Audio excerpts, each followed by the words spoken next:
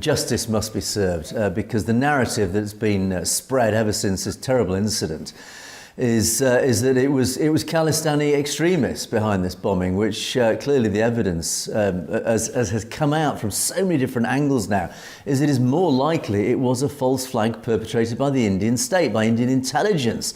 And indeed, they have a track record of false flag attacks throughout the decades since partition.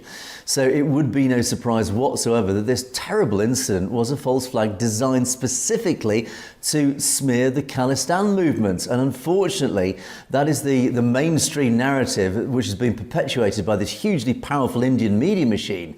And that was the whole intention, if indeed it was a false flag offence. So the only way to ever get justice for the families, and of course the real people suffering now, are the families of those who died in this terrible incident.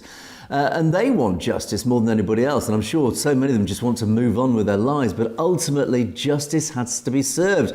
And if Khalistanis have been wrongly blamed for this incident, then surely even the families of the victims themselves must need to know and want to know who actually was genuinely behind this incident. And the only way we have any chance of finding out is for an investigation to be reopened, because very clearly CSIS have more information than they've let on. There is a lot of information that is being kept secret. People know the truth, obviously, behind the scenes.